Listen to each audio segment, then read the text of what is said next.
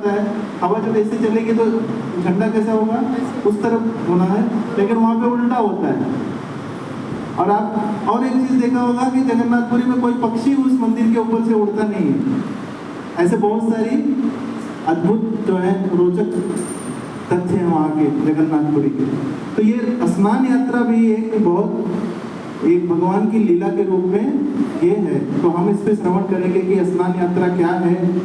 और स्नान यात्रा मतलब भगवान का प्राकट्य दिवस है। आज के दिन ही भगवान प्रकट हुए थे। तो जब भगवान प्रकट होते हैं तो उनको अभिषेक कराया जाता है। जैसे मनुष्य जो है स्नान करता है रोज साबुन से, ऐसे अलग अलग प्रकार के शैम्पू से, इसी प्रकार से भगवान को पंचगव्य से और अन्य जो है पुष्पों से, उनके पुष्पों का अर्क निकालकर अलग अलग पवित्र नदियों का जल लाकर भगवान का अभिषेक किया जाता है। और ऐसा कहा जाता है शास्त्र में, और उपदेशामृत में भी है, और जो है भक्ति रसामृत सिंधु में भी है कि भगवान का जो अभिषेक होता है, अगर कोई अभिषेक करता है भगवान का तो उसको नरक में नहीं जाना होता है। और कोई केवल अभिषेक करते हुए कोई देखता है अगर भगवान को, तो उसको भी नरक में यमराज नहीं लेके जाते हैं, ऐसी मान्यता है। तो अभिषेक करना कितना हमारे लिए सौभाग्यशाली है। भगवान का अभिषेक मतलब कोई साधारण चीज नहीं है। चरणामृत जो पीता है, भगवान का चरणामृत जो अमृत है, चरण अमृत, अमृत का मतलब समझते हैं? अमृत का मतलब अगर उसको कोई पी ले तो मृत नहीं हो सकता, अमृत उसको कहा जाता है। तो भगवान के चरण कमल से जो निकला हुआ है अमृत, जब उसका कोई पान करता है तो उसका मृत नहीं होता, मतलब वो शरीर छोड़ने के बाद सीधा भगवान के धाम जाता है वो। तो ये स्नान यात्रा के पीछे क्या रहस्य है और भगवान जगन्नाथ जी इसके पीछे क्या लीला करते हैं, उसका हम श्रवण करेंगे। तो बहुत पूर्व समय पहले जो है एक इंद्रदुम्न राजा थे। तो इंद्रदुम्न राजा, उनको एक दिन स्वप्न आया। उनको स्वप्न क्या आया कि कहीं पर विग्रह है, भगवान के रूप में कोई विग्रह है। तो पहले कोई विग्रह रूप में भगवान नहीं थे। भगवान को कैसे प्राप्त किया जाता था? तपस्या के माध्यम से। तपस्या के माध्यम से भगवान को लोग प्राप्त करते थे।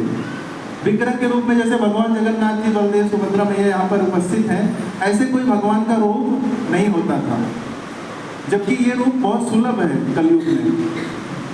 उस पर ध्यान लगाना, रूप पर ध्यान लगाना बहुत कठिन होता था। लेकिन पहले इतना डिस्टर्बेंस नहीं होने की वजह से लोग ध्यान लगा लेते थे। आज वो संभव नहीं है कलयुग में। तो राजा इंद्रदुम्न को स्वप्न में आया कि कोई ऐसा विग्रह है इस धराधाम पर, और उनको लगा कि मैं उसका सेवा करूं, उसकी पूजा करूं। ऐसा विचार उनके मन में आया। तो उन्होंने अपने एक सेनापति, विद्यापति जिनका नाम था, उनको कहा कि तुम जाओ और ढूंढो इसको, ऐसा विग्रह कहाँ है धरती पर। तो उनके सेनापति विद्यापति जो है वो निकल गए। बहुत सारा भ्रमण किया उन्होंने। तो भ्रमण करते करते एक ऐसे जगह पर पहुंचे जहाँ नीलांचल पर्वत नाम का एक स्थान है।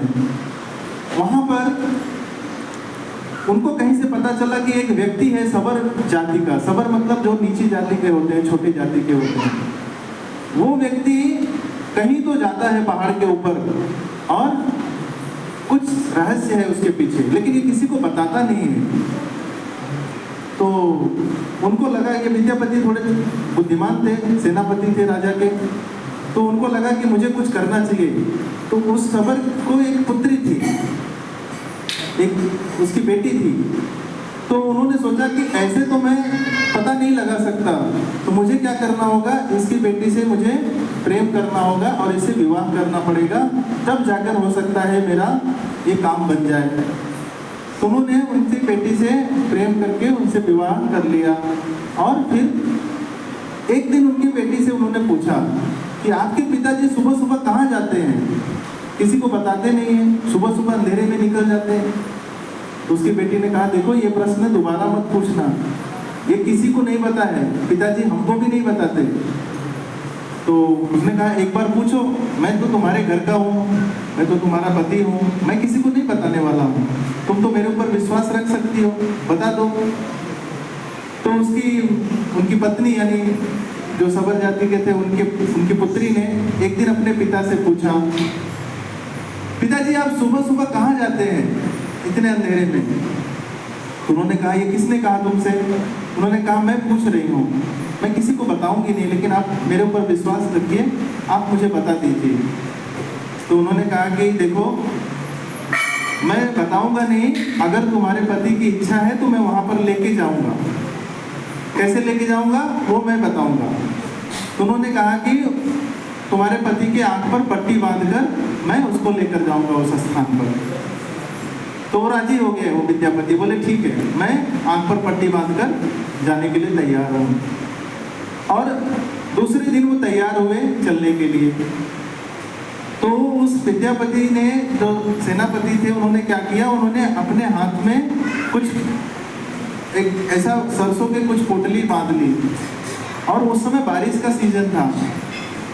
तो सरसों की पोटली में वो थोड़े थोड़े सरसों पीछे पीछे, वो आंख तो बंद था, वो जा रहे थे, उनका ऐसे उनके इशारे पर चल रहे थे, और धीरे धीरे सरसों के बीच थोड़े थोड़े थोड़े गिराते हुए चले जा रहे थे। और वो चले गए, वहाँ पहुँचे। वहाँ पहुँचने के बाद जब उस स्थान पर पहुँचे तो वो स्थान पूरा दिव्य था।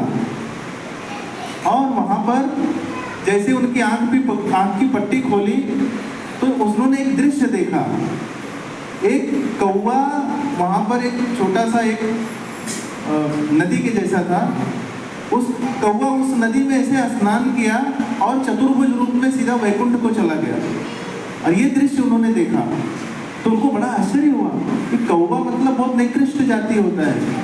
कौवा मतलब जो कौवे की योनि है सबसे निकृष्ट मानी जाती है। कौवा वो चीज खाता है जो कोई और जानवर नहीं खाता है। फिर कौवे को वैकुंठ कैसे प्राप्त हो गया, उनको बड़ा आश्चर्य हुआ ये सब देखकर। फिर उन्होंने वो लेटे हुए नील माधव भगवान का दर्शन भी किया, और अद्भुत दर्शन था, उनको देखकर बहुत उनको रोमांच हो गया।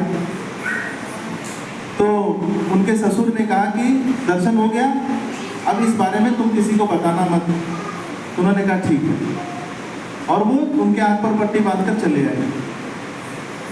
विद्यापति ने थोड़े दिन रहने के बाद उन्होंने कहा मैं थोड़ा कुछ राजा के काम से जा रहा हूँ, मैं वापस आऊँगा थोड़े दिन में, ऐसा बोलकर चले गए। और जब वो इंद्रदम्न राजा के पास पहुँचे तो उन्होंने कहा राजा मुझे वो जगह पता चल गया है जहाँ पर विग्रह है, मैं आपको लेकर जा सकता हूँ। बोले कैसे? बोले आप मेरे साथ चलिए। तो वो जब चल रहे थे तो बारिश की वजह से जो सरसों का बीज था वो क्या हो गया था, थोड़ा थोड़ा उग गया था और रास्ता बन गया था पूरा। तो इंद्रदुम्न राजा को वो लेकर वहां पर उस स्थान पर पहुंच गए। जैसे वहां पर पहुंचे और उन्होंने कहा कि यहीं पर है विग्रह, और जब उन्होंने इशारा किया तो देखा तो वहां विग्रह ही नहीं है, नील माधव वहां से गायब। तो राजा बोल रहे तुम झूठ बोल रहे हो मुझसे, तुमने मेरे साथ धोखा दिया है। उन्होंने कहा राजन मैं सत्य कह रहा हूँ, मैं स्वयं इस स्थान पर आया और मैंने ऐसा ऐसा दृश्य देखा, मैंने यहाँ पर नील माधव का बड़ा विग्रह देखा, इसे आश्चर्य में ये कैसे हो गया। तो राजा को विश्वास हो गया कि नहीं ये सच बोल रहा है। तो फिर राजा बहुत निराश हुए और वो चले आए। उनको उस रात को स्वप्न आया कि राजा इंद्रदुम्न इस युग में तुम मेरा दर्शन विग्रह के रूप में नहीं कर सकते, तुमको थोड़ा इंतजार करना पड़ेगा। तो एक अब समय बताया उनको कि इस समय पर आपको एक लकड़ी का जो ये मिलेगा टुकड़ा, और वो बहते हुए आएगा, और एक उस समय एक बढ़ई जो कारपेंटर बोलते हैं वो आएगा, और आप उसको क्या करना, विग्रह का रूप देने के लिए, बनाने के लिए उससे कहना। तो राजन ने इंतजार किया और वो समय आ गया। एक दिन जो है विग्रह, दारू बोलते हैं, दारू मतलब लकड़ी, वो एक स्पेशल लकड़ी होता है। आज भी उस लकड़ी को उसी जाति के लोग ढूंढते हैं जंगल में से और वही लेकर आते हैं। उसी में से जगन्नाथ जी, बलदेव जी और सुभद्रा मैया का विग्रह का रूप बनाया जाता है। लकड़ी के रूप में। ये भगवान का जो देख रहे हैं, ये लकड़ी का विग्रह एक अलग ही रूप है। ये अलग रूप, पहले मैं बचपन में सोचता था ये कार्टून जैसा कैसा दिखते हैं भगवान, तो ये रूप कैसा है, ये अलग रूप है पूरा। ये रूप के भी पीछे क्या लीला है ये भगवान की, वो भी हम जानेंगे। लेकिन वो समय आ गया और इंद्रदुम्न राजा आए और उसके बाद उस लकड़ी को, उस बढ़ई जो आया उसको बोले कि आप इसको बनाइए। तो जो कारपेंटर था उसने कहा कि मैं इस लकड़ी को विग्रह के रूप में तैयार करूंगा, लेकिन आप मुझे 15 दिन तक डिस्टर्ब नहीं करेंगे। क्या नहीं करेंगे? 15 दिन तक मुझे डिस्टर्ब नहीं करेंगे। राजा तैयार हो गए, बोले ठीक है, मैं क्यों डिस्टर्ब करूंगा। और वो क्या करने लगे, दरवाजा बंद करके रोज लकड़ी को ठोक ठोक कर, काट काट कर वो अपना बनाने लगे। तो एक हफ्ते के बाद, 10 दिन के बाद उसमें से आवाज आना बंद हो गया कमरे से। तो राजा को क्या लगा कि आवाज क्यों नहीं आ रही, अभी तो आवाज आ रही थी, अभी आवाज कैसे बंद हो गई। और वो बूढ़े व्यक्ति थे, बिना खाए पिए अंदर कमरे में बंद है इतने दिन से। तो रानी ने कहा हो सकता है वो बूढ़े जो थे वो आए थे, हो सकता है उनके प्राण निकल गए हो, एक बार देखना चाहिए। तो राजा ने कहा लेकिन उन्होंने मना किया था कि मेरे कार्य में कोई बाधा मत डालना। तो राजा को धैर्य नहीं हुआ, रानी ने उनको कहा तो उनको भी ऐसा लगा कि देखना चाहिए एक बार। तो जैसे ही उन्होंने दरवाजा खोला, देखा तो वहां पर वो व्यक्ति गायब हो गया। और वो व्यक्ति कौन थे? विश्वकर्मा जी। किसने भेजा था? ब्रह्मा जी ने भेजा था इस विग्रह की रचना करने के लिए। तो राजा ने देखा कि अभी तो जगन्नाथ जी के, बलदेव जी के हाथ है, सुभद्रा मैया के हाथ ही नहीं है, उनके पैर भी नहीं है, उनका पूरा रूप भी बराबर से नहीं बनाया गया है, ये क्या कर दिया मैंने, ये तो बहुत बड़ा अपराध हो गया। ऐसे विग्रह का तो कहीं पर मंदिर में रखना ये उचित नहीं है। तो बहुत चिंता में हो गई, ये तो मेरे से बहुत बड़ा अपराध हो गया। तो उन्होंने कहा इसके लिए मुझे तो तपस्या करनी पड़ेगी। तो राजा को फिर रात्रि में स्वप्न आया कि राजन आप चिंता मत कीजिए, यह रूप मेरी इच्छा से हुआ है। जो भगवान के भक्त होते हैं तो भगवान उनके साथ ऐसी कुछ लीला करते हैं कि वो भगवान अपनी स्वयं की इच्छा पूरा करना चाहते हैं। तो बोले ये मैं खुद ऐसे रूप में आना चाहता हूँ, कलयुग में यही मेरा रूप प्रावधान होगा। कलयुग में इसलिए पतित पावन कहे जाते हैं जगन्नाथ जी। क्या कहे जाते हैं? हाँ, सबसे ज्यादा अगर दयालु हैं तो जगन्नाथ जी हैं।